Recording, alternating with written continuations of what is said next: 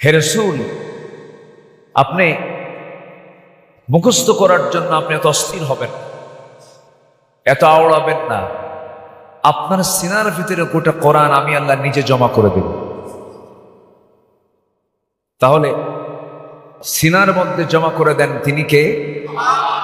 এই 12 জন ছাত্রকে আজকে আমরা দেখতে পেলাম। তাদের সিনার মধ্যে আছে কত পারা কোরআন বলেন তো?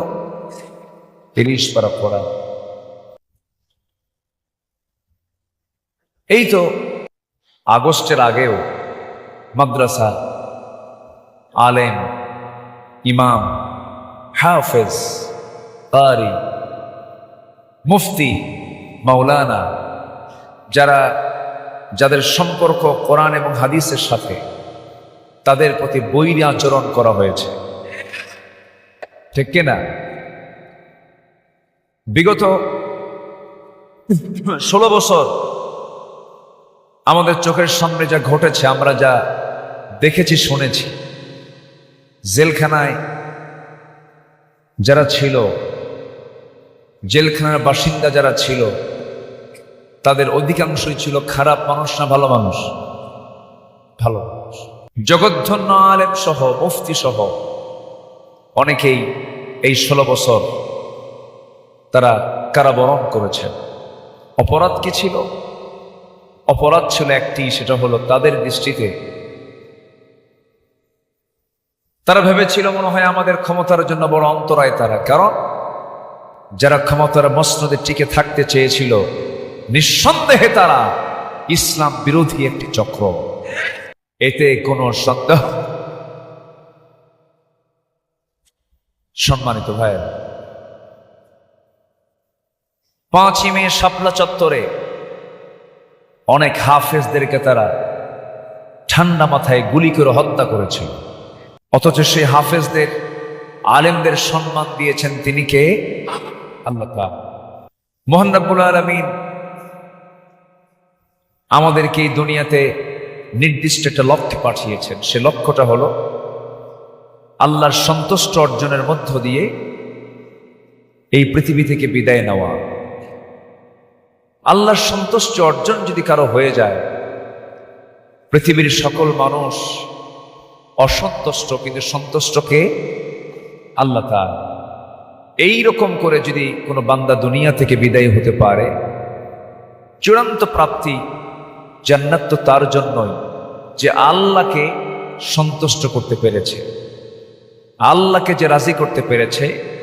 আল্লাহর দফতরে যার নামটা ইতিবাচক, আল্লাহর দফতরে যার নামটা পজিটিভ, সেই হচ্ছে পৃথিবীর সবচাইতে সৌভাগ্যবান একজন বান্দা, সৌভাগ্যবান ব্যক্তি। এজন্য আমাদের সকল দফতরে যাই হোক না কেন, আমাদের আসল দফতর আল্লাহর দফতর, আমাদের নামটা রাখতে চাই নেগেটিভ না পজিটিভ? পজিটিভ। সেই পজিটিভ যদি আমরা হতে চাই, আল্লাহর কাছে আল্লাহর নাজিল করা কোরআন, এর সঙ্গে আমাদের সম্পর্ক কমানো দরকার না বাড়ানো দরকার? রাখতে তো হবে। কোরআন তো সম্পর্ক সবার কম বেশি। যারা মুসলমান গোটা বছর কোরআন না পড়লেও রমজান মাসে তো পড়ে, তাই না? গোটা বছরে নামাজ না পড়লেও তুই ঈদে তো পড়ে, টুকটাক পড়ে। কিন্তু সম্পর্ক কোরআনের সাথে কমাতে হবে না বাড়াতে হবে? বাড়ানোর জন্য আমাদের চেষ্টা করতে হবে। আল্লাহকে চেনার কোনো মাধ্যম নাই, আল্লাহর সঙ্গে মহব্বত করার আর কোনো মাধ্যম নাই কোরআন ছাড়া। একমাত্র বান্দার সাথে আল্লাহর সম্পর্ক গভীর হতে পারে, আল্লাহর সাথে বান্দার সম্পর্ক গভীর হতে পারে, এই তার সেতু বন্ধন হচ্ছে কোরআন, যা আল্লাহর দেওয়া সিলেবাস। আল্লাহর দেওয়া সিলেবাস কয়টা বলেন? কয়টা? হাদিস কি না? হাদিস কি সিলেবাস নয়? সিলেবাস। কিন্তু হাদিস হচ্ছে কোরআনের ব্যাখ্যা। তাহলে মূলত সিলেবাস কয়টা হলো? একটা। একটা সিলেবাস আল্লাহর পক্ষ থেকে এসে দুঃখজনক হলো সত্য, ঢাকা ইউনিভার্সিটির অনেক হলে মাইক আজান নিষিদ্ধ ছিল। এসএম হলে মাইক আজান দিতে দিত না। অনেক শিক্ষাঙ্গনে কোরআন তেলাওয়াত করতে দিত না। অধিবেশন শুরু হবে, কোরআন তেলাওয়াতকে তারা মানা করেছে। সম্মানিত ভাইয়েরা, অথচ শিক্ষাঙ্গনে শিক্ষা দেবে আল্লাহর সিলেবাস কয়টা? সেই একটা সিলেবাসই তারা বাদ রেখেছিল। আমি শুরুতেই স্পষ্ট ভাষায় আমি এটা বলতে চাই জাতির সামনে, এই প্রযুক্তি এবং অনলাইনের মধ্য দিয়ে গোটা জাতিকে আমি এটাই জানান দিতে চাই আমার জায়গা থেকে, কোরআন এবং হাদিসকে সামনে রেখে একটি আদর্শ জাতি, একটি আদর্শ সমাজ এবং জাতি গঠনে সকল সিলেবাসের পাশাপাশি প্রতিটি শিক্ষাঙ্গনে আল্লাহর দেওয়া একটা সিলেবাস কোরআন শিক্ষাকে বাধ্যতামূলক করা দরকার।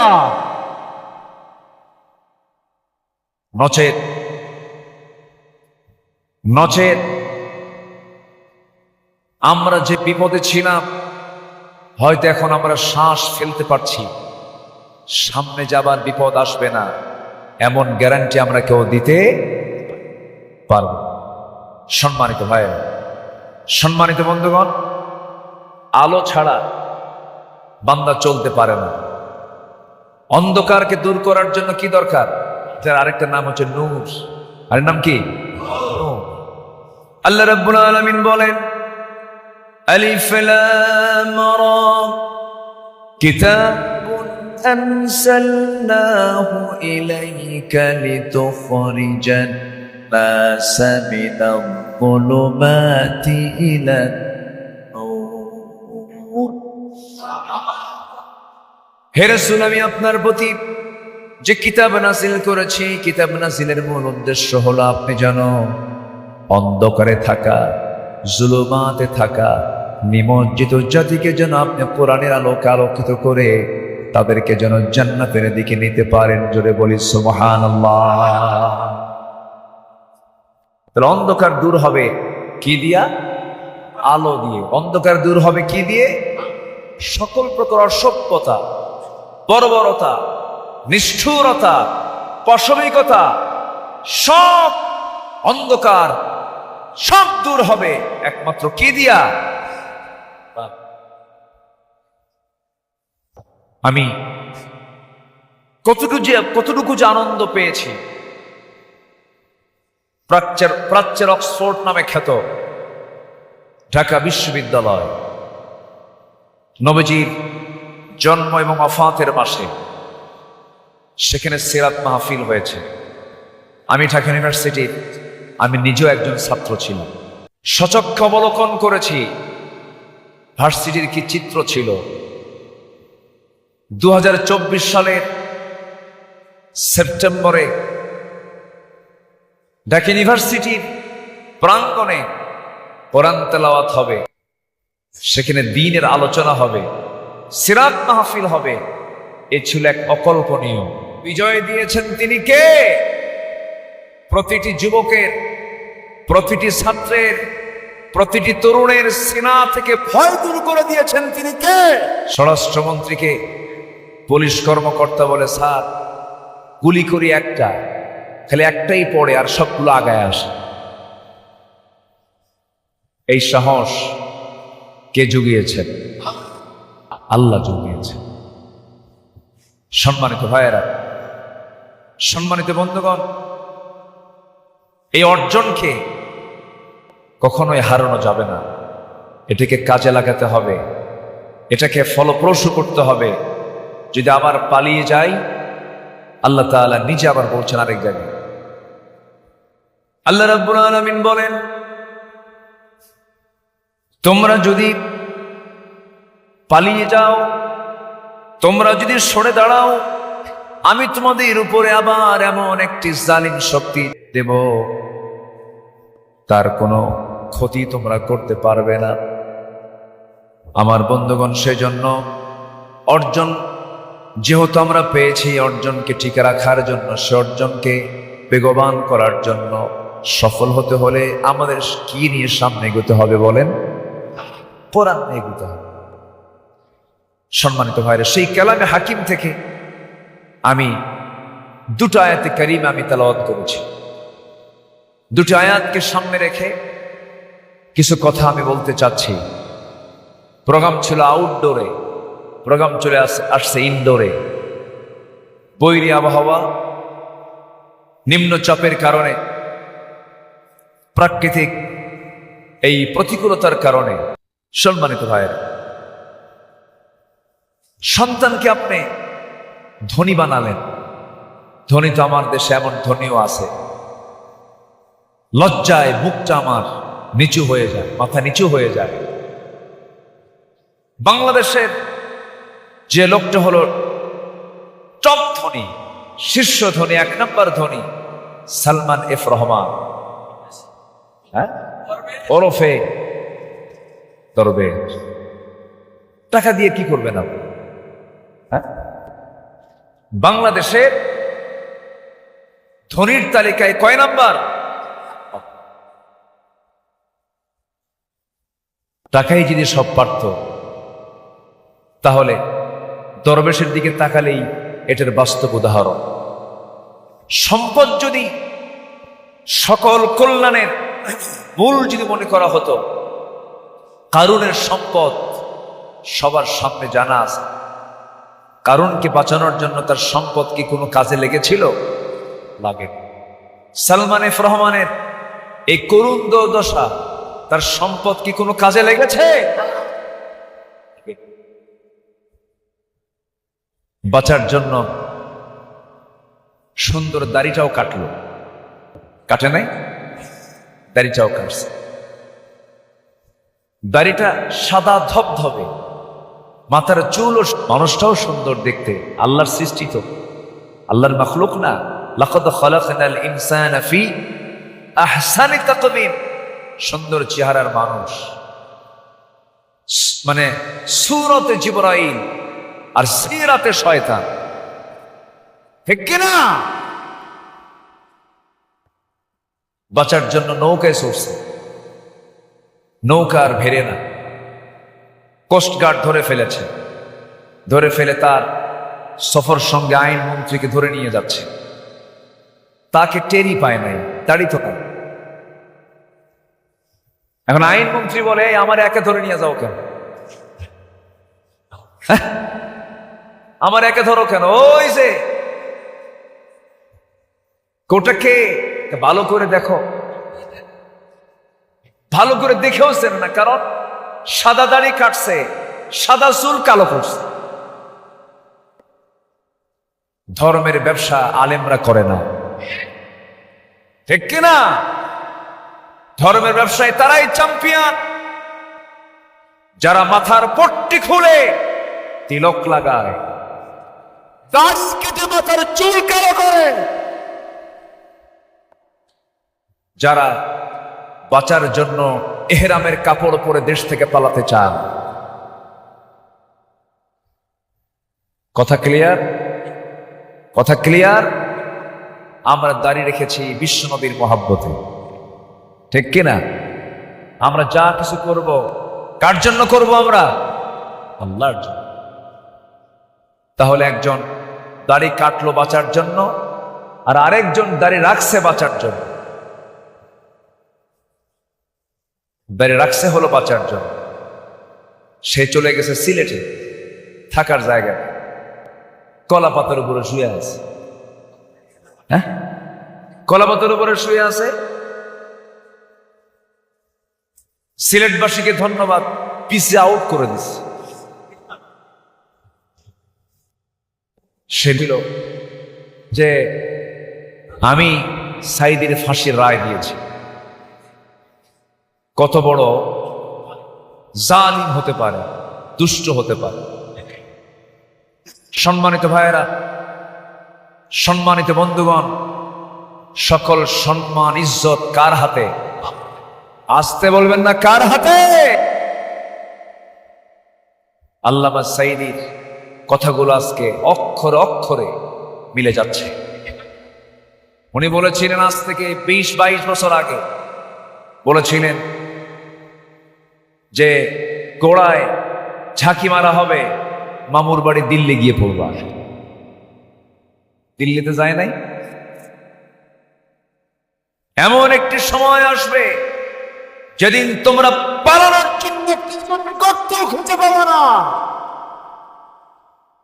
কলাপাতায় শুয়ে আছে।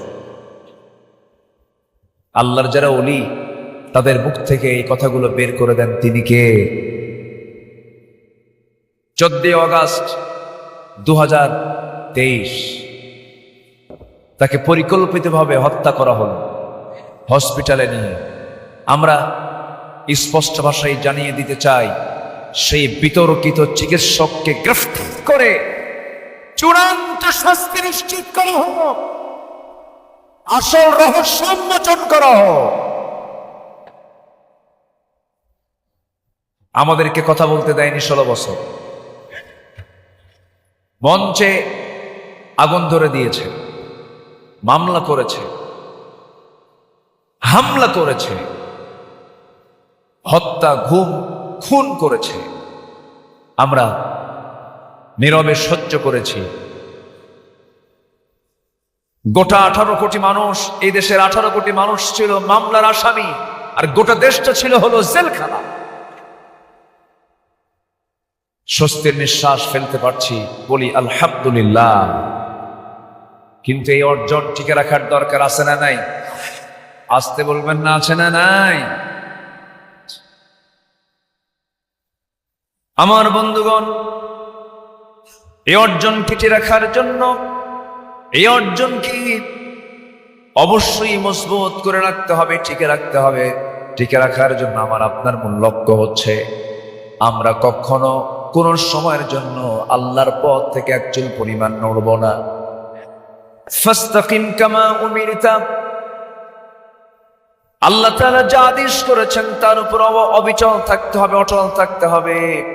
আল্লাহ রাব্বুল আলামিন সূরা নিসার 2টা আয়াতে জাহান্নামে যাওয়ার কারণ, জান্নাতে যাওয়ার কারণ আল্লাহ রাব্বুল আলামিন তুলে ধরেছেন। কিছু কাজ করলে বান্দা জান্নাত পেয়ে যাবে, কিছু কাজ করলে বান্দা জাহান্নাম পেয়ে যাবে। সে আয়াতের দিকে আস্তে আস্তে আমি চলে যাচ্ছি। আমাকে সময় দেওয়া যাবে তো? সময় দেওয়া যাবে? জোরে বলি ইনশাআল্লাহ।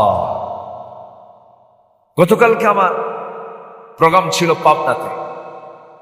সেই পাবনাতে আমি 11 বছর মাহফিল করার জন্য 11 বছর ঢুকতে পারি, 11 বছর যেতে দেয়নি আমি। গতকাল মাহফিলে গিয়েছিলাম। সেখানে 11 বছর পর একটা জনপদে গেলে যা হয়, সেখানেও চেষ্টা করেছি স্পষ্ট করে কোরআনের কথা বলার জন্য। সেই দিন গতকালকে দেখলাম, বললাম ভাই, যারা এই মাহফিলকে বন্ধ করে রেখেছিল তারা এখন কোথায়? কোথায়? ফেরাউনের দাপট কম ছিল না। ফেরাউনকে পানিতে চুবাইয়া মেরেছেন তিনি কে? নমরুদের দাপট কম ছিল না, তাকে ন্যাংরা মশাতে বিদায় করেছেন কে? আবু জেহেলের দাপট কম ছিল না, আবু জেহেলকে একটা শিশুর হাতে দুনিয়া থেকে বিদায় করেছেন তিনি কে? সে আল্লাহ এখনো আছেন না নাই? আছেন না নাই? সব তিনি দেখছেন, অবলোকন করছেন। সম্মানিত ভাই, আমাদের মূল টার্গেট হলো কার সন্তুষ্ট অর্জন করা। আর সন্তুষ্ট অর্জন করার জন্য ইবাদত করার দরকার আছে না নাই? সেই ইবাদত হতে হবে কার পন্থায়?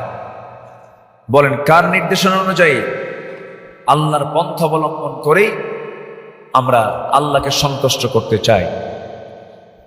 তো আল্লাহ তাআলার এই ইবাদত যখন আমরা করতে যাব, সে ইবাদত কবুলের ক্ষেত্রে 10টা অন্তরায় আছে, 10টা অন্তরায়, 10টা বাধা আছে।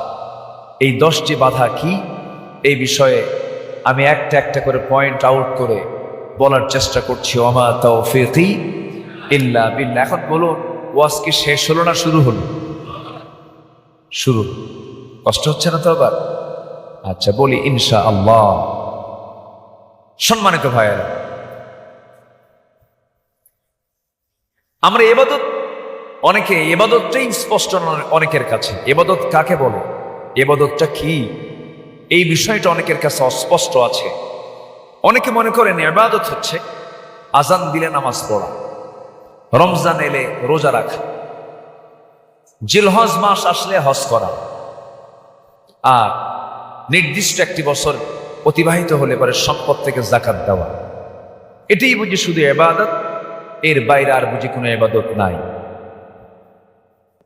ইবাদত হচ্ছে এমন একটা পরিভাষা, বান্দার জীবনের সকল কাজকর্মের ভিতরে ইবাদত আছে না নাই? আসতে বলবেন না, আছে না নাই? সে যে শৌচকার্য করবে তার বিধানও ইসলাম দিয়েছে। সে যে রাত্রি যাপন করবে স্ত্রীর সাথে কেমন করে তারও বিধান ইসলামে আছে না নাই? ইসলাম এমন একটি বিধানের নাম যে বিধানের নখ কাটার বিধানও খুঁজে পাওয়া যায়। আপনি এই 10টা আঙ্গুলের কোন আঙ্গুল দিয়ে আপনি নখ কাটা শুরু করবেন এটাও ইসলাম বলে দিয়েছে। তাহলে সেই ইসলামে মনে হয় বঙ্গভবন, গণভবন, সংসদ ভবন চলবে কেমনে, সচিবালয় চলবে কেমনে, তার বিধান মনে হয় বাদ পড়ছে। আসতে বলবেন না, আছে না নাই? যারা মনে করে কোরআন দিয়ে শুধু নামাজ চলবে, কোরআন দিয়ে শুধু মাদ্রাসা চলবে, কিন্তু কোরআন দিয়ে সংসদ চলতে পারে না, সচিবালয় চলতে পারে না, বঙ্গভবন চলতে পারে না, গণভবন চলতে পারে না, তাদের আবার নতুন করে ঈমান আনতে হবে। তাদের ঈমান আনা এখনো হয় না।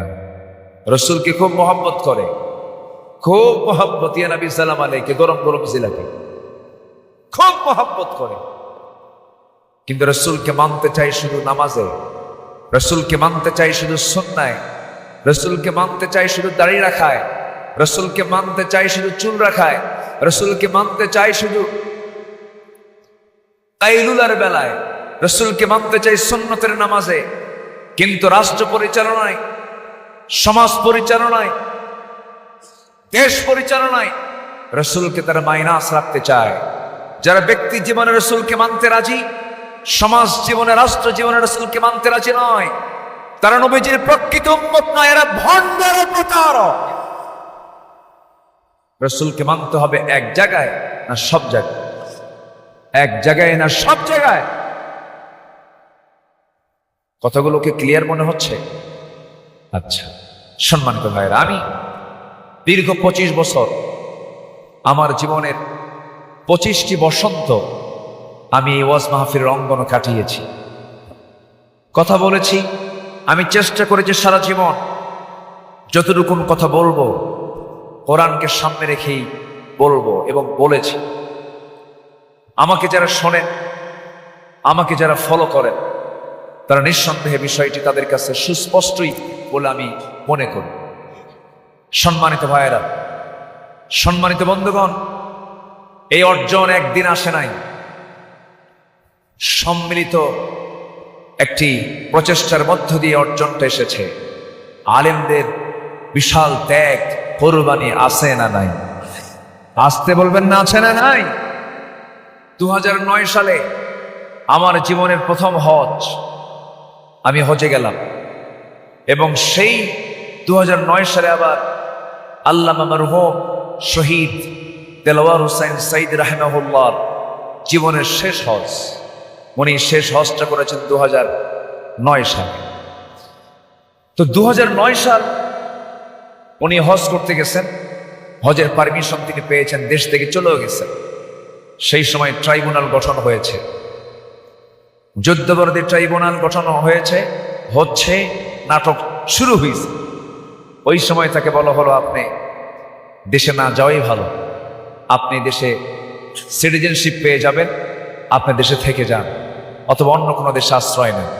উনি বললেন, আমার জনগণ, আমার মাটি, আমার দেশ, আমার আত্মীয় স্বজন, আমার দলের কর্মী ভাইয়েরা আমার দেশে জুলুম মাজলুম হয়ে থাকবে, আর আমি তার নেতা হয়ে আমার নিজের শুধু ব্যক্তি জীবনের দিকে লক্ষ্য রেখে আমি এমন জীবন গ্রহণ করব, এমন চরিত্র আমি সাইদি রাখি না, এমন চরিত্র আমি রাখতে চাই না। আমার বুকের তাজা প্রাণ ঢেলে দিতে প্রস্তুত আছি, তবু দেশের মাটি আমি ছাড়বো না। আলেমরা দেশ পালায়, আলেমরা দেশ থেকে পালায়। হাসিনা আসতে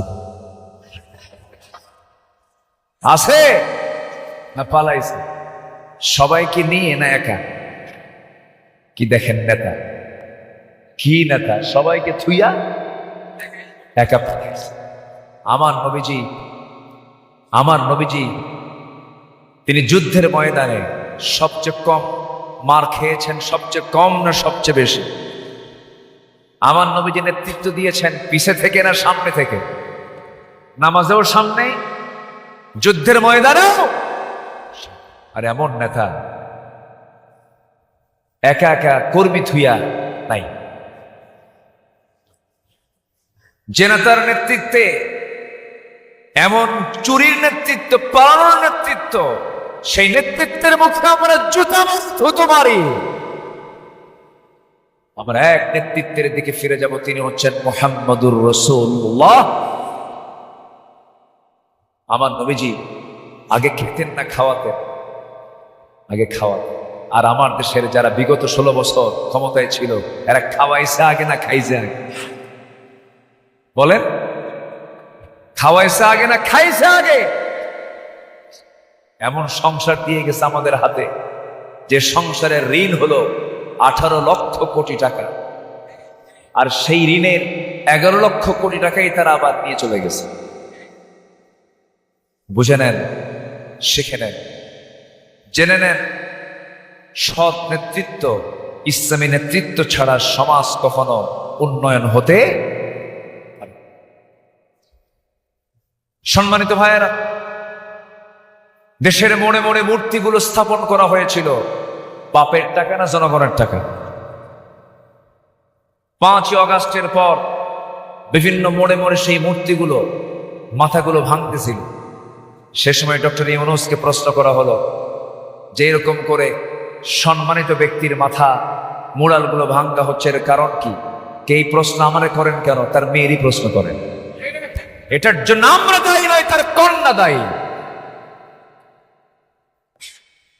সম্মানিত ভাই, এটা আমার দিকে তাকান। এতক্ষণ আলোচনার মূল যে ইঙ্গিতটা আমি দিতে চাই, সব নেতৃত্ব ছেড়ে একটি সৎ নেতৃত্বের দিকে আমাকে আপনাকে আসতে হবে। সে তার মূল নেতৃত্ব হচ্ছে মুহাম্মদ সাল্লাল্লাহু আলাইহি ওয়াসাল্লাম। নবীজির জন্ম কোন মাসে? বলেন কোন মাসে? মৃত্যু কোন মাসে? আচ্ছা, মৃত্যু কি আনন্দের না শোকে? জন্মটা আনন্দ। তাহলে আমার নবীর জন্মের মাসও এটা, মৃত্যুর মাসও এটা। তাহলে আনন্দও আছে, শোক। শোক তো কেউ করে না, খালি মিলাদ পড়ে। খালি কি করে? খালি মিলাদ আছে, শোক তো নাই। আচ্ছা, আগে আনন্দ হয়েছে, রাসূলের জন্ম তো আগে হয়েছে, এরপরে কি হয়েছে? মৃত্যু হয়েছে। শোকটা আগে হয়েছে না পরে হয়েছে? তাহলে মৌজুদ যেটা কায়েম থাকার কথা, আনন্দ না শোক? শোকটাই তো শেষে আসছে, শোক নিয়ে কোনো কথা নাই। আমি মিলাদ সিরাত নিয়ে আমি গন্ডগোল করতে চাই না, আমি এরকম কথা বলিও না, কারণ আমাদের বহু কাজ পড়ে আছে সামনে। মিলাদ সিরাত নিয়ে পারাপারি করা যাবে না, মারামারি করা যাবে না, নূর মাটি নিয়ে গন্ডগোল করা যাবে না, তারপরে 3 রাকাত 1 রাকাত নিয়ে গন্ডগোল করা যাবে না, ফরজ নামাজের পরে মোনাজাত আছে না, এগুলো নিয়ে গন্ডগোল করা যাবে না। ঐক্যের প্রাচীর গড়ে তোলে, সকল অনৈক্যের প্রাচীর ভেঙে ফেলে সামনের মনজিলে মকসুদ আমাদের একটাই লক্ষ্য, সেটা হলো ইসলাম, ইসলাম, ইসলাম। তারা ইসলামকে কেটে দিয়েছে। কবি নজরুল ইসলাম কলেজ ছিল ইসলামবাদ, সলিমুল্লাহ মুসলিম হল মুসলিমবাদ, ঠিক কিনা? বিসমিল্লাহর সংবিধানে বিসমিল্লাহবাদ।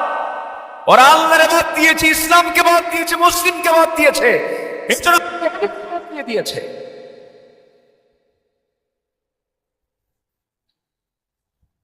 সম্মানিত ভাই, আমরা কি আল্লাহকে ছাড়তে পারবো?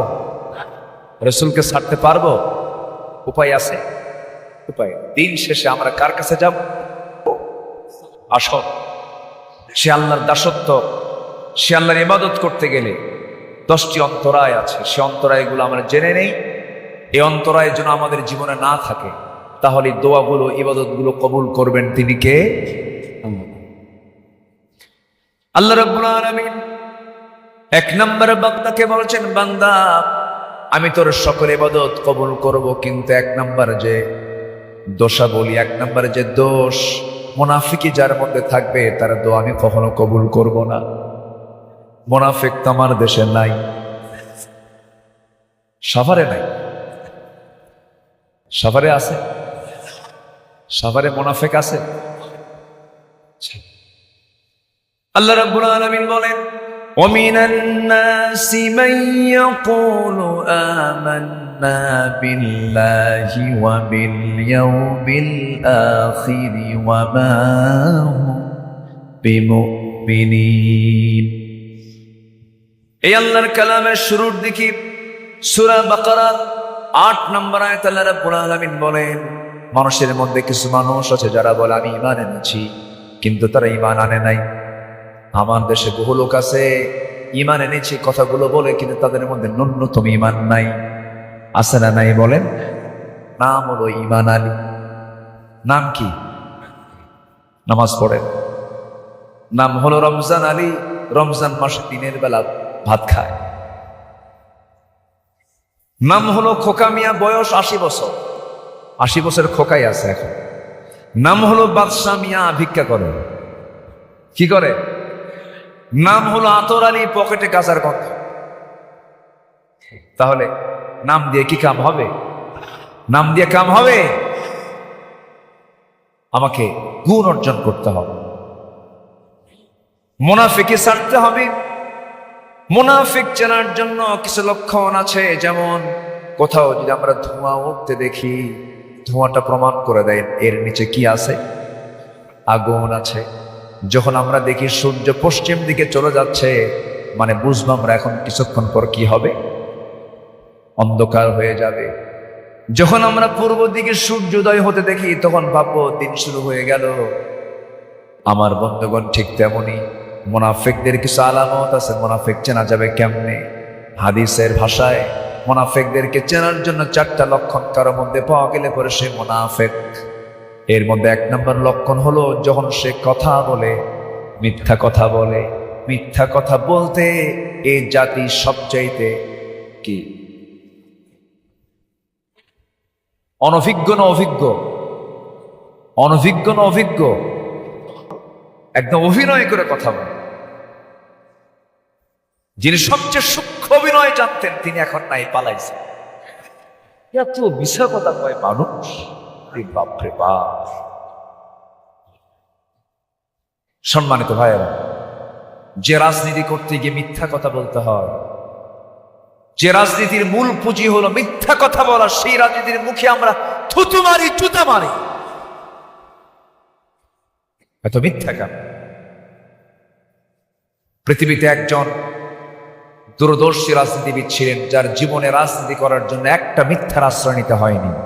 তিনি হচ্ছেন মুহাম্মদুর রাসূলুল্লাহ সাল্লাল্লাহু আলাইহি ওয়াসাল্লাম। তিনি কি মিথ্যা কথা বলেছেন কখনো? ইমানদার কি মিথ্যা কথা বলতে পারে? আমরা কেউ মিথ্যা কথা বলবো? অনেক হাজি ব্যবসায়ী আছে, হজ করে আসছে, একটা পণ্য বিক্রি করতে নিয়ে কত মিথ্যা কথা বলে। ভাই, আমার এটা কেনাই নাই, পোষাবেই না। ঘন ঘন মিথ্যা কথা বলে। আছে না নাই বলেন তো? আমি কি দোয়া করে দেব? ওই 2-1 করে চলে যাচ্ছেন, না বলেই চলে যাচ্ছে। নামাজ শুরু হয়ে গেছে মসজিদে, 4 রাকাত নামাজ।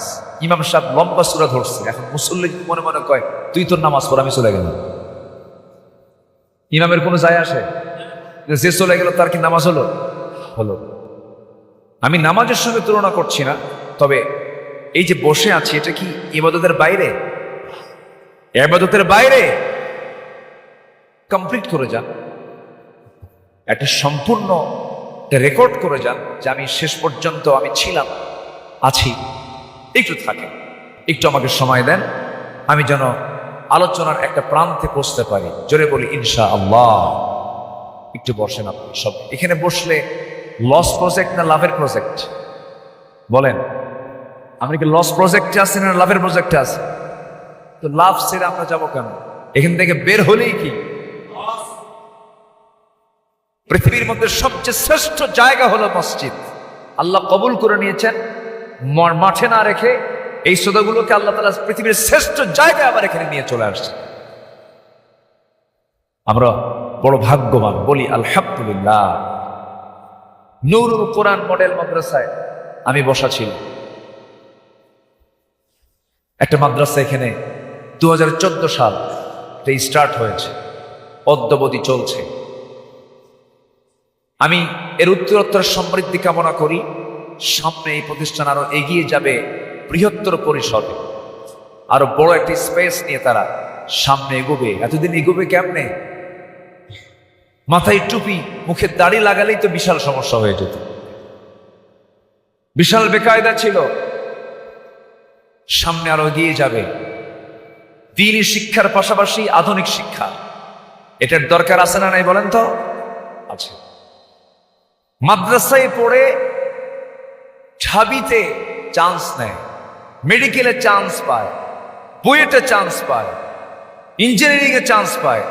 তাহলে মাদ্রাসার ভিত্তি যদি আপনার সন্তানের শিক্ষার মাধ্যম হয়, আপনার সন্তান যদি ইঞ্জিনিয়ার হয়, রডসোর হবে না।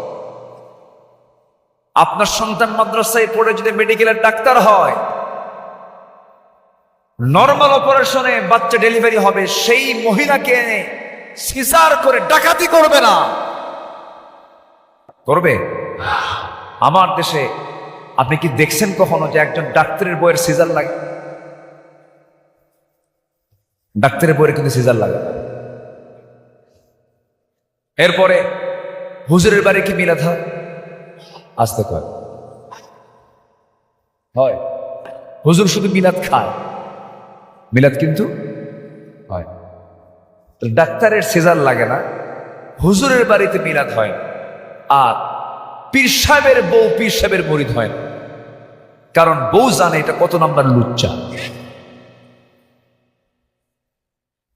মুরব্বী খুব হাসতেছে, বাস্তব তো এটা, এটাই তো বাস্তবতা। এজন্য সকল সমস্যার সমাধান নিশ্চিত করার জন্য জাতিকে দিতে হবে একটা সুস্থ ধারার আদর্শ শিক্ষার একটা নীতি, জাতিকে উপহার দিতে হবে। ধর্ম উপদেষ্টা ডক্টর আফামা খালিদ হোসেন, তার সাথে আমার দীর্ঘদিনের 2014 সালে আমার সঙ্গে তার প্রথম দেখা, তার সঙ্গে আমার প্রথম দেখা একটা মাহফিল, ওনার নোয়াখালীর কোম্পানিগঞ্জে একটা মাহফিল ছিল আমার, আমি ছিলাম সেই মাহফিলের ফাউন্ডার। প্রথম শুরু হলো, উনি সেই মাহফিলের শেষ দিনের বাদ মাগরিব তার অধিবেশন আলোচনা, আমি ছিলাম বাদ এশা। সেই দিন আমি মাহফিলে ঢুকবো, আর উনি আলোচনা করে বের হয়ে আসতেছে, আমি আলোচনায় ঢুকবো, ঠিক ওই সময় তার সঙ্গে দেখা। এই যে দেখার সূত্রপাত, পরিচয় হলো, কথাবার্তা হলো। এই পরিচয় কম বেশি সবার সাথে আছে। আমরা চেষ্টা করছি একটি সুন্দর শিক্ষা ব্যবস্থা নিশ্চিত হবে বাংলার জমিনে, জোরে বলি ইনশাআল্লাহ। এমন সুযোগ এসেছে, এমন সুযোগ যেহেতু আমরা পেয়েছি, দোয়া করেন কোন শকুন যেন এখানে থাবা না ফেলতে পারে। কারণ আমরা এমন ভৌগোলিক দিক থেকে এমন দেশের নাগরিক যার চতুর্পার্শ্বে মুশরিকরা পথ পেতে বসে আছে। আমাদের সতর্ক দৃষ্টি সবার রাখার দরকার আছে না? না। নূরুল কোরআন মডেল মাদ্রাসাকে আল্লাহ তাআলা কবুল করুন, জোরে বলি আল্লাহুম্মা আমিন, আরো জোরে আল্লাহুম্মা আমিন। তাহলে আল্লাহর দাসত্ব করতে গিয়ে, ইবাদত করতে গিয়ে কবুল যদি না হয়, কবুল না হওয়ার ক্ষেত্রে 10টা অন্তরা। এর মধ্যে 1 নম্বর হলো মুনাফিকি যার মধ্যে থাকবে তার কোনো দোয়া কবুল হবে, মুনাফিকের দোয়া কবুল হবে না। মুনাফিক এমন একটি বদগুণ, মুনাফিক কেউ মুনাফিক সহ্য করতে পারে না। একজন মুনাফিক আর একজন মুনাফিক মানতে পারে না। আমার নবীজি যত শত্রুর দ্বারা আক্রান্ত হয়েছেন, তার চেয়ে বেশি আক্রান্ত হয়েছেন মুনাফিকের দ্বারা। মুনাফিক রাসূলকে বেশি কষ্ট দিয়েছে।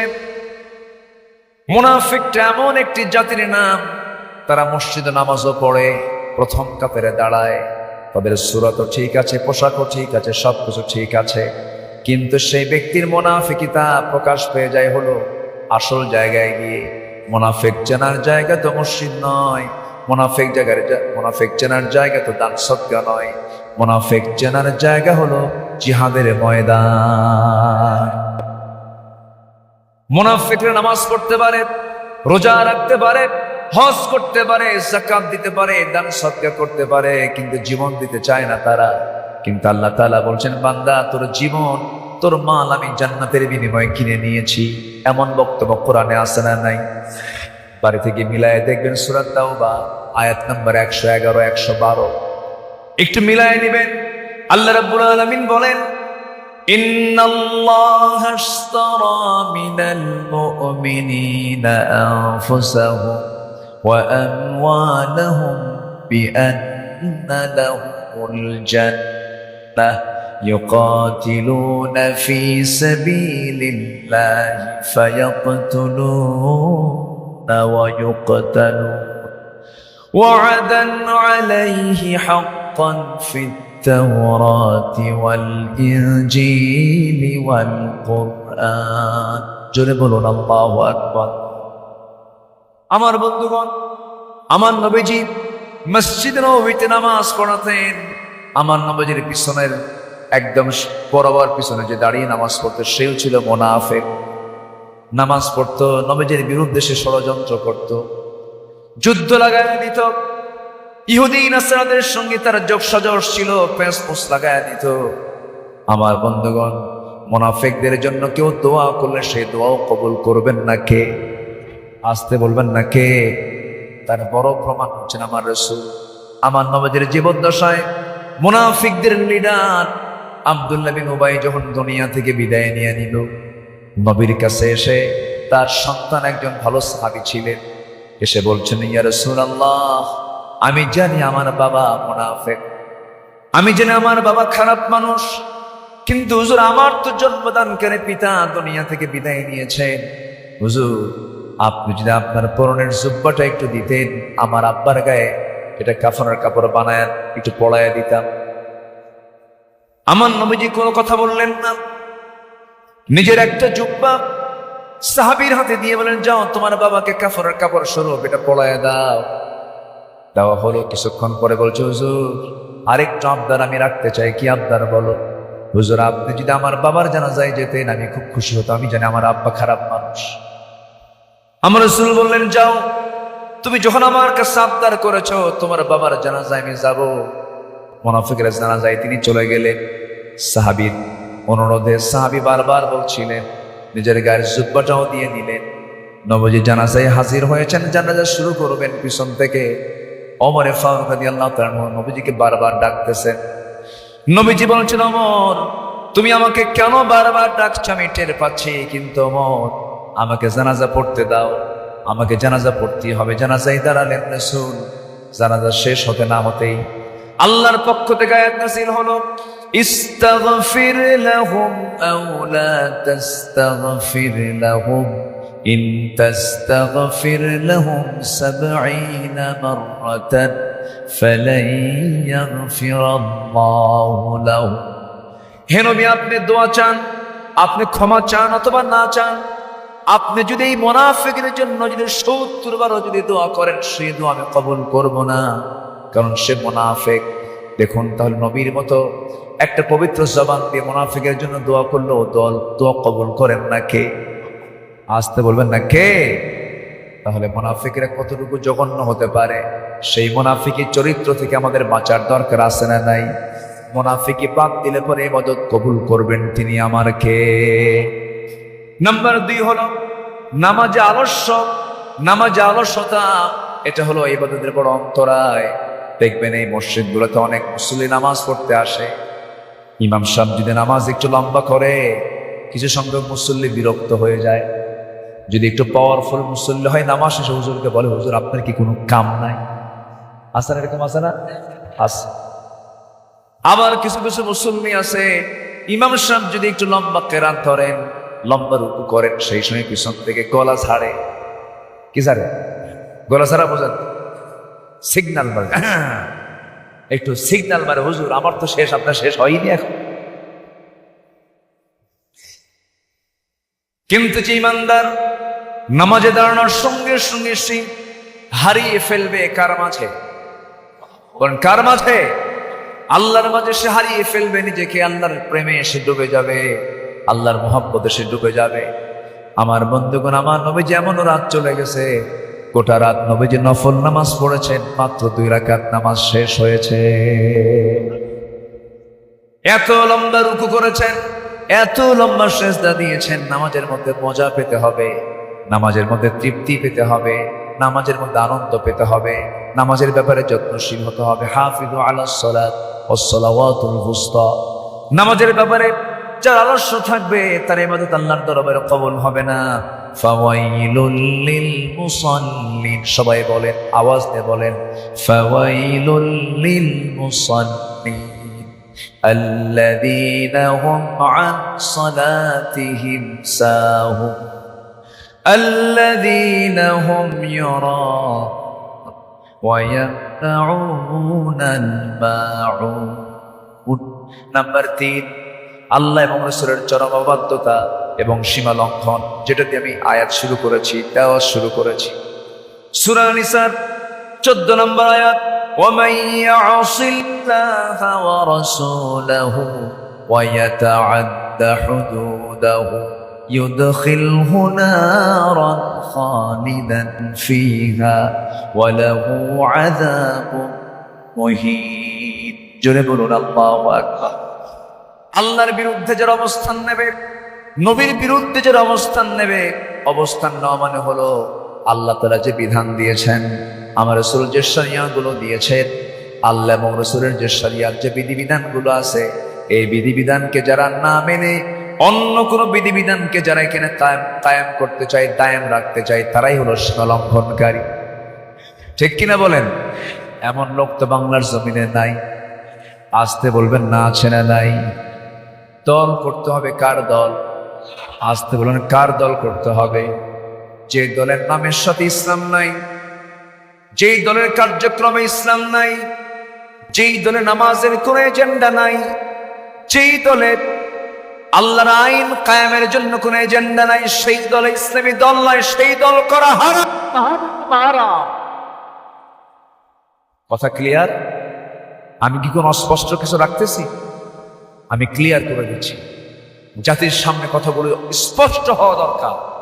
আপনি জাতীয়তাবাদী চেতনা লালন করবেন, আপনি সেকুলারিজমকে লালন করবেন, আপনি সোশিয়ালিজমকে লালন করবেন, আল্লাহর বিরুদ্ধে দাঁড়িয়ে থাকা একটা সংবিধান, এগুলোকে মেনে নামাজ পড়া আপনার একটা প্রহসনী, একটা ভণ্ডামি ছাড়া কিছু নয়। সম্মানিত ভাইরা, আল্লাহ তাআলা বলছেন, ইউদখিলহু নারান খালিদান ফিহা ওয়া লাহু আযাবুন মুহিন। তারা পার্মানেন্ট জাহান্নামে থাকবে। কি জাহান্নাম? পার্মানেন্ট মানে তো বুঝতেছেন তো, পার্মানেন্ট, কোনো বের হওয়ার কোনো কায়দা নাই। ওই জায়গায় ঢোকার পর সে আর বের হওয়ার সুযোগ পাবে না। সম্মানিত ভাইরা, এরপর নাম্বার 4 হলো, আল্লাহর সাথে যারা শিরক করবে তাদের কোনো দোয়া আল্লাহর দরবারে মঞ্জুর হবে না, ইবাদত মঞ্জুর হবে। অনেক রাত হয়ে যাচ্ছে, ও আল্লাহ 12টা বেজে গেছে, তাহলে দোয়া করে দিই, আলোচনা চালাই। জোরে বলি ইনশাআল্লাহ, আরো জোরে বলি ইনশাআল্লাহ। নিজে আলেম হতে পারেন নাই, সন্তানকে আলেম বানান। হায়াত কয়দিন? অনেকে বলে সন্তান কি করে খাবে, সালমান এফ রহমান কি করে খাচ্ছে? কি কথা বোঝা যায়?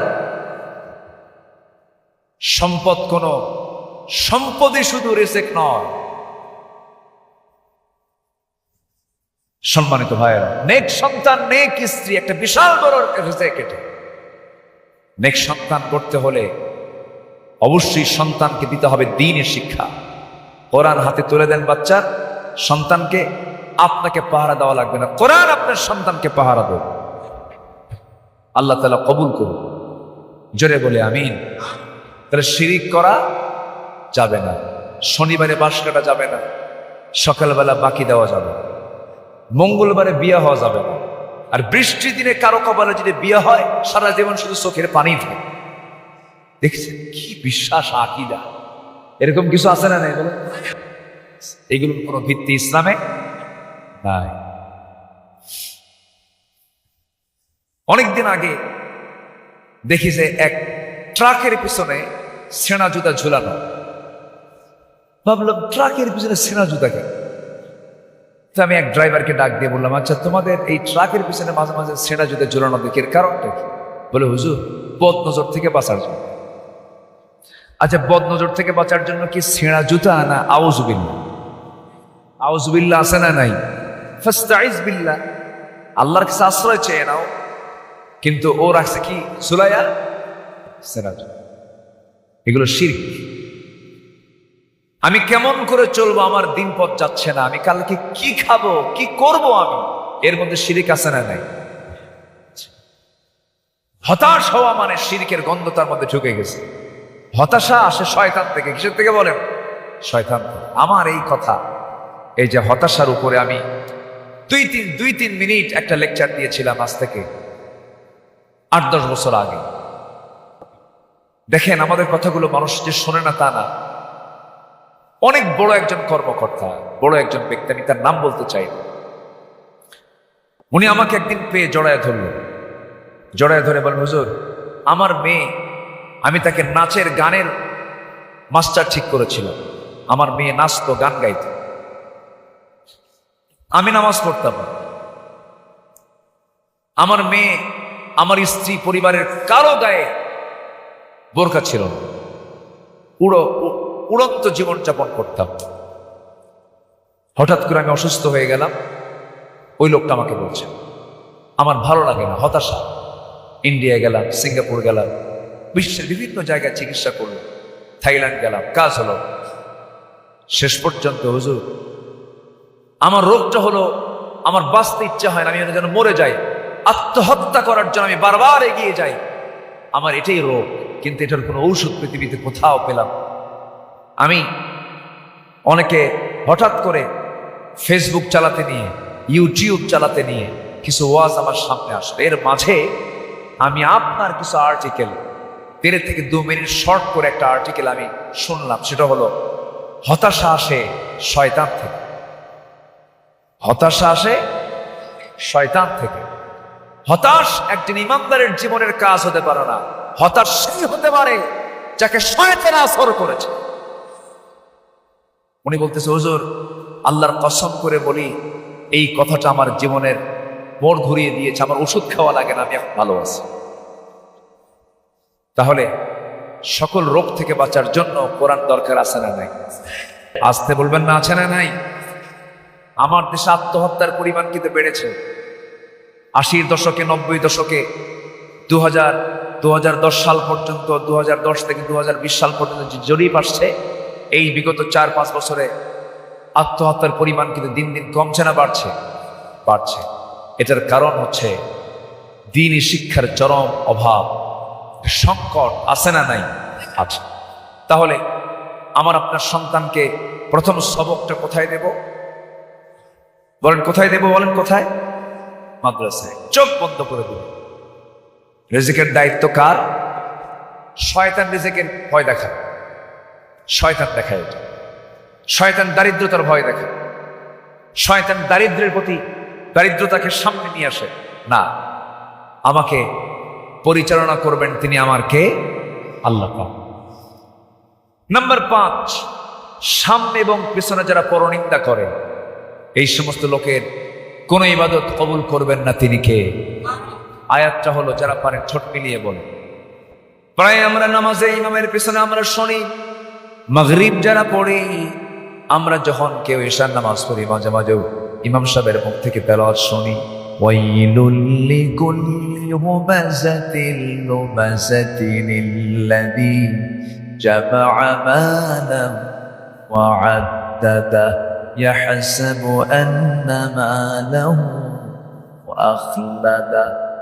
সামনে পেছনে যারা মানুষের নিন্দা করে বেড়ায়, গীবত করে বেড়ায়, তাদের জন্য ধ্বংস হয়ে যাক, তাদের কোনো দোয়া আল্লাহর দরবারে মঞ্জুর হবে না। আল্লাহকে ভুলে থাকে মন্দ কাজ আদেশ করা ইবাদতের বড় অন্তরায়। সূরা তাওবার 67 নম্বর আয়াত, আল মুনাফিকুনা ওয়াল মুনাফিকাত বা'দুহুম মিন বা'দিন ইয়া'মুরুনা বিল মুনকারি ওয়া ইয়ানহাউনা আনিল মা'রুফ। বন্ধুগণ, নাম্বার 7 হলো শয়তানের যারা পদাঙ্ক অনুসরণ করবে তাদের কোনো ইবাদত কবুল হবে না। লা তাত্তাবিউ খুতুওয়াতিশ শাইতান ওয়া মান ইয়াত্তাবিউ খুতুওয়াতিশ শাইতান ফাইন্নাহু ইয়া'মুরু বিল ফাহশা। আমার বন্ধুগণ, সূরা নূরের 21 নম্বর আয়াতে আল্লাহ রাব্বুল আলামিন বলছেন, শয়তানের তোমরা পদাঙ্ক অনুসরণ করো না, কারণ সে ফাহিশা কাজ, মন্দ কাজের দিকে তোমাকে উৎসাহ দিয়ে দেয়। এই পদাঙ্ক অনুসরণ করলে পরে ইবাদতের বড় একটা অন্তরায় আপনি হয়ে গেলে আল্লাহর কাছে সেই দোয়াগুলো কবুল হবে না। নাম্বার 8 হলো ডিসপ্লে, রিয়া যারা করবে, লোক দেখানো যারা ইবাদত করবে, তাদের কোনো দোয়া আল্লাহর দরবারে মঞ্জুর হবে না, ইবাদত আল্লাহর দরবারে মঞ্জুর হবে না। মুনাফিকদের কাজ হলো দেখিয়ে দেখিয়ে সব কাজ করা। ইন্নাল মুনাফিকিনা ইউখাদিউনা আল্লাহ ওয়া হুয়া খাদিউহুম ওয়া ইযা কামু ইলাস সালাতি কামু কুসালা ইউরাউনান নাস ওয়া লা ইয়াযকুরুনা আল্লাহা ইল্লা কালিলা। মুনাফিকরা নামাজে যখন দাঁড়ায় কুসালা, অলসতা করে দাঁড়ায়, মানুষকে দেখি দেখি ইবাদত করে, কিন্তু আল্লাহর যারা প্রকৃত গোলাম তারা সকল কাজগুলো করে কাকে সামনে রেখে? আল্লাহকে সামনে রেখে। রাত যখন গভীর হয়ে যায়, দুনিয়ার সকল মাখলুক যখন ঘুমন্ত সাগরে ব্যস্ত হয়ে পড়ে, আল্লাহর পছন্দের বান্দাগুলো সেই সময় নামাজে দাঁড়ায়, আল্লাহর প্রেমে দাঁড়িয়ে যায়, চোখের পানি ফেলে ফেলে কাঁদে। আমার বন্ধুগণ, 5 ওয়াক্ত নামাজ ফরজ ইবাদত, আর তাহাজ্জুদের নামাজ হলো উত্তম ইবাদত। ফরজ ইবাদত হলো 5 ওয়াক্ত নামাজ, আর উত্তম নামাজটা হলো তাহাজ্জুদের নামাজ। আমার নবীর জীবনে তাহাজ্জুদ পর্যন্ত কাজা হয় নাই। যার জীবনে একটা গুনাহ ছিল না, তার জীবনে তাহাজ্জুদ কাজাও ছিল না। তাহাজ্জুদ কখনো তিনি মিস দেন নাই, কারণ আল্লাহ রাব্বুল আলামিন ওই সময় মাফ করার জন্য আল্লাহ তাআলা আমার কাছে চলে আসে। জোরে কান সুবহানাল্লাহ। আল্লাহ আছেন হলো আরশ আজিমে, 7 আসমানের উপরে। আল্লাহ তাআলা বলছেন, বান্দা তুই দুনিয়াতে থাকিস, আমি তোকে মাফ করার জন্য 7 আসমান থেকে, আরশ আজিম থেকে প্রথম আকাশে আসি। আল্লাহ বেশি আসেন আমার আকাশে আমাকে মাফ করার জন্য। জোরে কান সুবহানাল্লাহ। আল্লাহ কম আসেন না বেশি আসেন? আল্লাহ আসেন 7 আকাশ থেকে প্রথম আকাশে এসে আমাকে মাফ করার জন্য। তিনি আগায় আসেন, আর আমি ঘুম থেকে উঠে নামাজ পড়তে পারি। কি কথা কি বোঝা গেল? তাহলে শুধু 5 ওয়াক্ত নামাজ নয়, সাথে আরেকটা ওয়াক্ত আছে, সেটা হলো কি নামাজ বলেন? সবাই কি নামাজ পড়তে রাজি আছেন? তাহাজ্জুদের অন্তত 4 রাকাত 8 রাকাত নামাজ আমরা নিয়মিত পড়ার চেষ্টা করব। জোরে বলি ইনশাআল্লাহ। ফজর নামাজ না পড়লেও চলবে। হ্যাঁ, দেখেন অনেকে কয় হ,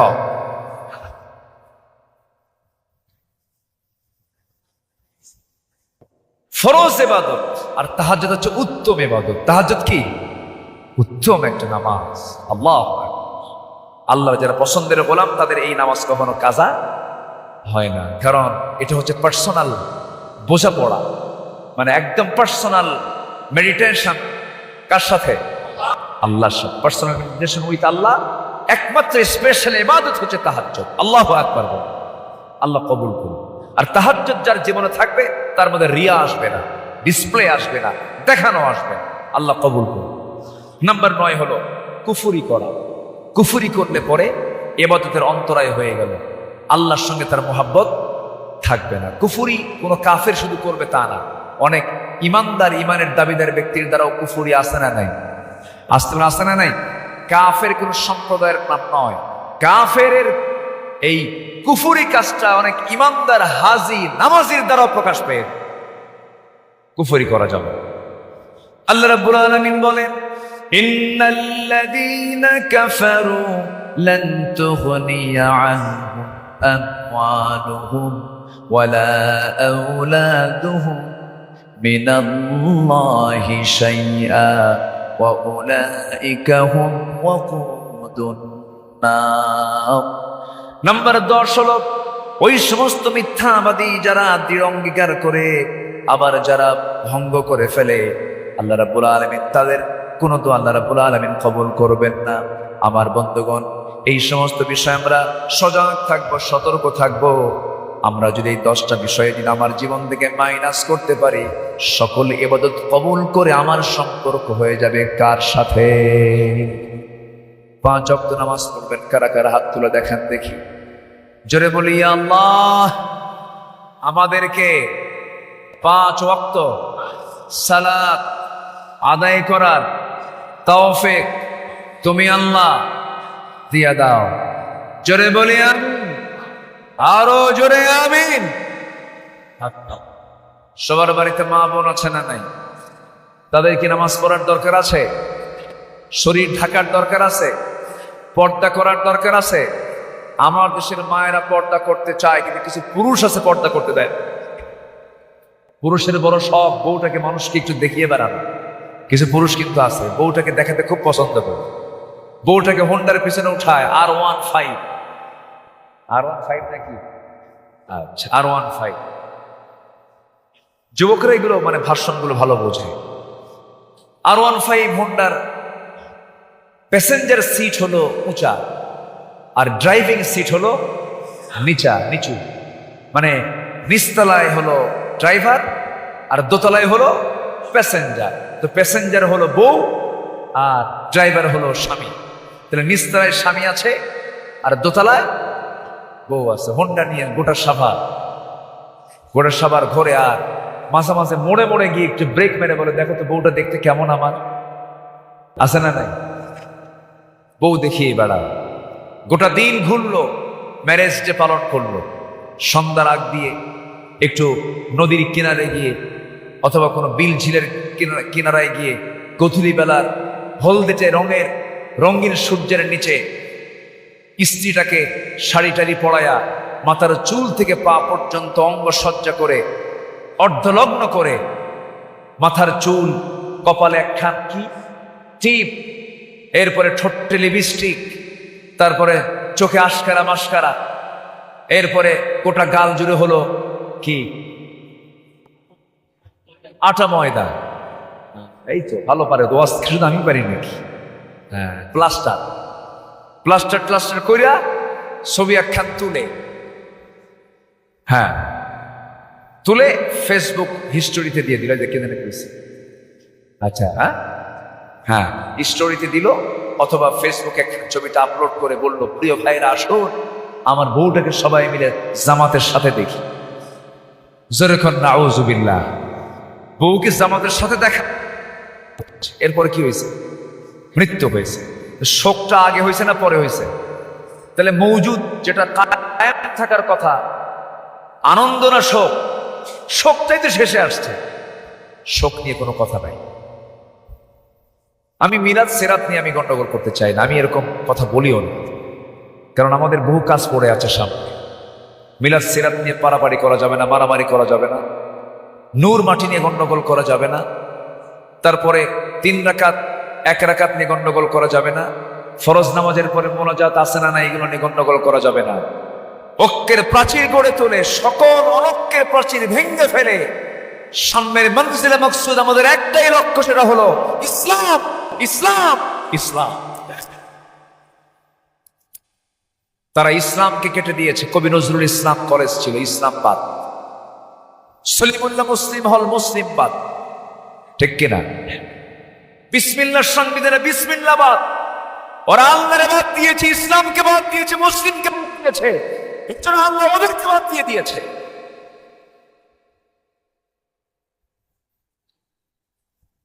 সম্মানিত ভাই, আমরা কি আল্লাহকে ছাড়তে পারবো?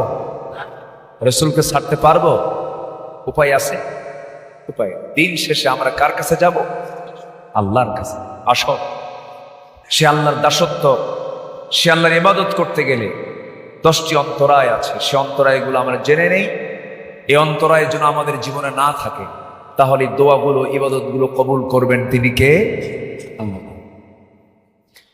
আল্লাহ রাব্বুল আলামিন এক নম্বর বান্দাকে বলছেন, বান্দা আমি তোর সকল ইবাদত কবুল করব, কিন্তু এক নম্বর যে দোষা বলি, এক নম্বর যে দোষ মুনাফিকি যার মধ্যে থাকবে তার দোয়া আমি কখনো কবুল করব না।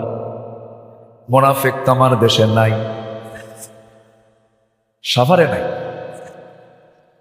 সাভারে আছে? সাভারে মুনাফিক আছে?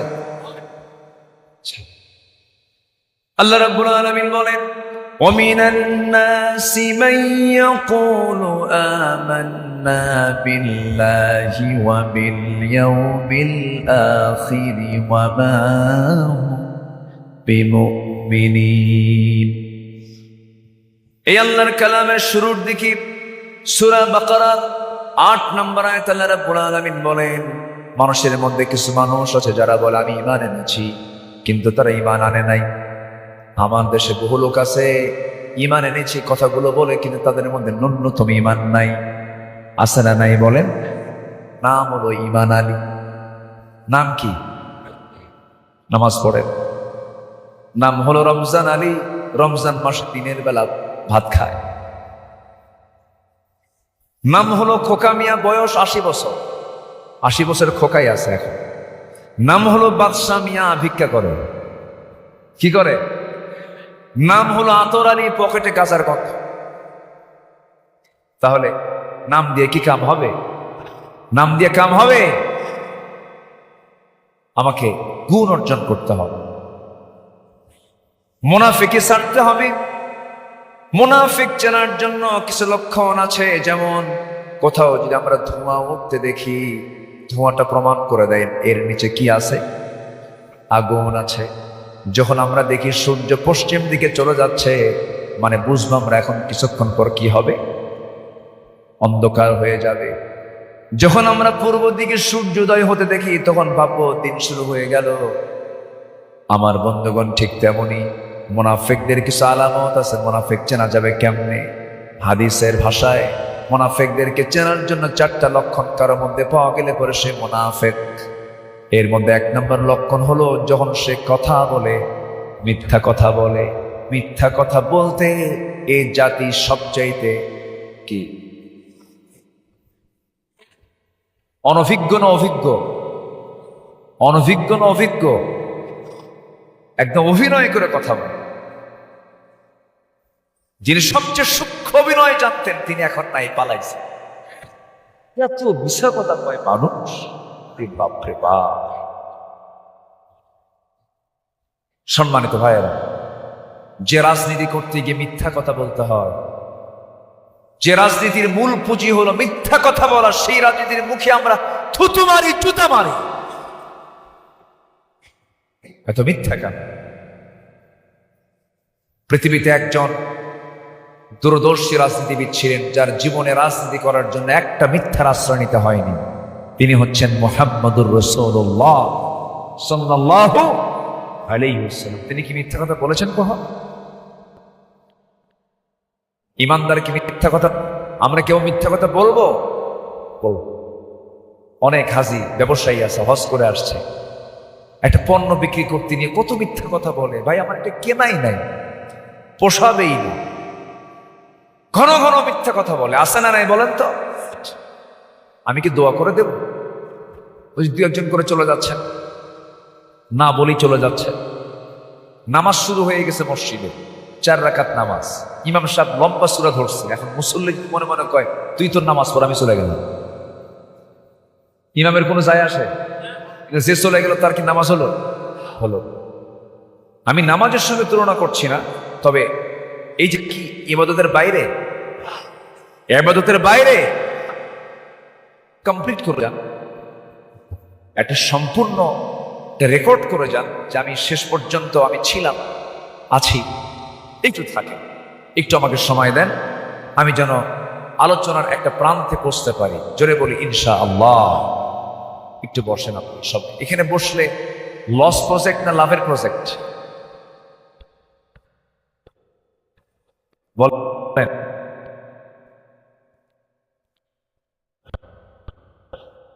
আমরা কি লস একটা লাভ ছিলাম। সবচেয়ে শ্রেষ্ঠ জায়গা হলো আল্লাহ কবুল করে নিয়েছেন, মাঠে না রেখে এই সদাগুলোকে আল্লাহ তাআলা পৃথিবীর শ্রেষ্ঠ জায়গায় আবার এখানে নিয়ে চলে আসছে। আমরা বড় ভাগ্যবান, বলি আলহামদুলিল্লাহ। নুরুল কোরআন মডেল মাদ্রাসায় আমি বসা ছিল। একটা মাদ্রাসা এখানে 2014 সাল স্টার্ট হয়েছে, অদ্যাবধি চলছে। আমি এর উত্তরোত্তর সমৃদ্ধি কামনা করি। সামনে এই প্রতিষ্ঠান আরো এগিয়ে যাবে, বৃহত্তর পরিসর, আরো বড় একটি স্পেস নিয়ে তারা সামনে এগোবে। এতদিন এগোবে কেমনে? মাথায় টুপি, মুখে দাড়ি লাগালেই তো বিশাল সমস্যা হয়ে যেত, বিশাল বেকায়দা ছিল। সামনে আরো এগিয়ে যাবে। দ্বীনি শিক্ষার পাশাপাশি আধুনিক শিক্ষা, এটার দরকার আছে না নাই বলেন তো? আছে। মাদ্রাসায় পড়ে ঢাবিতে চান্স নেয়, মেডিকেলে চান্স পায়, বুয়েটে চান্স পায়, ইঞ্জিনিয়ারিং এ চান্স পায়। তাহলে মাদ্রাসার ভিত্তি যদি আপনার সন্তানের শিক্ষার মাধ্যম হয়, আপনার সন্তান যদি ইঞ্জিনিয়ার হয়, রডসোর হবে না। আপনার সন্তান মাদ্রাসায় পড়ে যদি মেডিকেলের ডাক্তার হয়, নর্মাল অপারেশনে বাচ্চা ডেলিভারি হবে, সেই মহিলাকে এনে সিজার করে ডাকাতি করবে না, করবে? আমার দেশে আপনি কি দেখছেন কখনো যে একজন ডাক্তারের বইয়ের সিজার লাগে? ডাক্তারের বইয়ের কিন্তু সিজার লাগে। এরপরে হুজুরের বাড়ি কি মিলাদ হয়? আসতে কয় হয়। হুজুর শুধু মিলাদ খায়, মিলাদ কিন্তু হয়। ডাক্তারের সিজার লাগে না, হুজুরের বাড়িতে মিলাদ হয় না। আর পীর সাহেবের বউ পীর সাহেবের মুরিদ হয় না, কারণ বউ জানে এটা কত নাম্বার লুচ্চা। মুরব্বী খুব হাসতেছে, বাস্তব তো এটা, এটাই তো বাস্তবতা। এজন্য সকল সমস্যার সমাধান নিশ্চিত করার জন্য জাতিকে দিতে হবে একটা সুস্থ ধারার আদর্শ শিক্ষার একটা নীতি, জাতিকে উপহার দিতে হবে। ধর্ম উপদেষ্টা ডক্টর আফামা খালিদ হোসেন, তার সাথে আমার দীর্ঘদিনের 2014 সালে আমার সঙ্গে তার প্রথম দেখা, তার সঙ্গে আমার প্রথম দেখা একটা মাহফিল। ওনার নোয়াখালীর কোম্পানিগঞ্জে একটা মাহফিল ছিল আমার, আমি ছিলাম সেই মাহফিলের ফাউন্ডার। প্রথম শুরু হলো, উনি সেই মাহফিলের শেষ দিনের বাদ মাগরিব তার অধিবেশন আলোচনা, আমি ছিলাম বাদ এশা। সেই দিন আমি মাহফিলে ঢুকবো, আর উনি আলোচনা করে বের হয়ে আসতেছে। আমি আলোচনায় ঢুকবো, ঠিক ওই সময় তার সঙ্গে দেখা। এই যে দেখার সূত্রপাত, পরিচয় হলো, কথাবার্তা হলো। এই পরিচয় কম বেশি সবার সাথে আছে। আমরা চেষ্টা করছি একটি সুন্দর শিক্ষা ব্যবস্থা নিশ্চিত হবে বাংলার জমিনে, জোরে বলি ইনশাআল্লাহ।